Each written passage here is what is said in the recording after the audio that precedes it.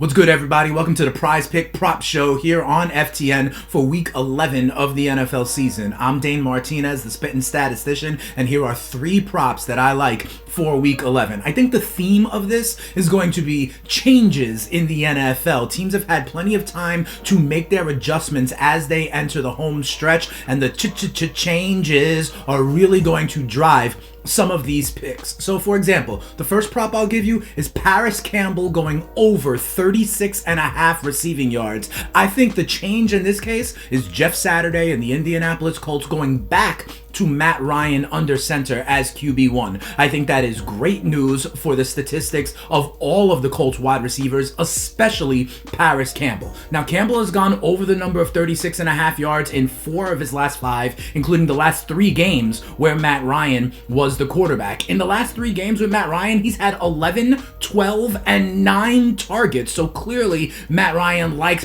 Campbell on a lot of those underneath crossing routes. We've seen that, and he's gotten 24 catches for 203 yards in the last couple of games with Matt Ryan. So he's clearly one of those targets, right? The other thing is, listen, they're facing a Philadelphia Eagles team that suffered their 4th loss of the season last week on Monday night against the Commanders. I don't expect the Philly Eagles to lose 2 games in a row, okay? And quite frankly, neither does the book. The Eagles are 7-point favorites around a touchdown, so the game script will also help Matt Ryan and the passing attack. Jonathan Taylor may get game scripted out of this one, and you may see Matt Ryan have to put it up a ton, and he clearly will go underneath to Campbell, especially in that kind of prevent defense that the Colts may see in the second half. All of this leads to Campbell going over the number of 36.5 receiving yards. That's my first pick here for the Prize Pick Prop Show here for Week 11. My second prop, we go to another wide receiver. This time it's Jets wide receiver Garrett Wilson. He has certainly ascended to become the number 1 wide receiver for the Jets.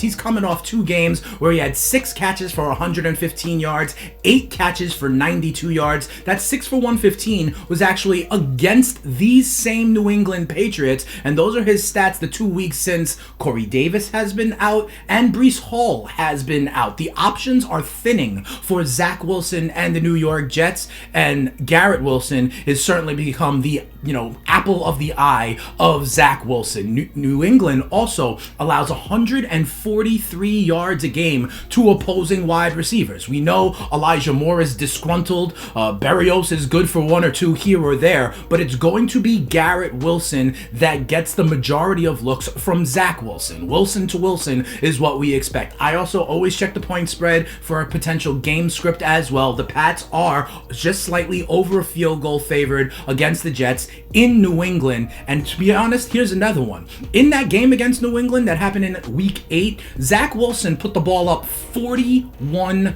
times. Okay, that is his career high. It looks like Belichick is going to try to stop the run game and force Zach Wilson to put it up. That's the defensive scheme for New England, and if Zach Wilson puts it up 40 plus times in this one, he's certainly going to see Garrett Wilson a ton, and I think Garrett Wilson goes over the 53.5 yards. Garrett Wilson is also capable of the big play over the top. We've seen that a few times, so you may be able to get this in just a catch or 2, but Garrett Wilson going over the number for the Jets against New England, 53.5 is the prop total there. My third prop here for Week 11 with FTN on the Prize Pick Prop Show, say that 5 times fast, is backup running back Jalen Warren of the Pittsburgh Steelers. His rushing yard number is 24.5. And here's the thing, I talk about changes, and for this one, I think what it happens with a lot of rookie running backs is they start to get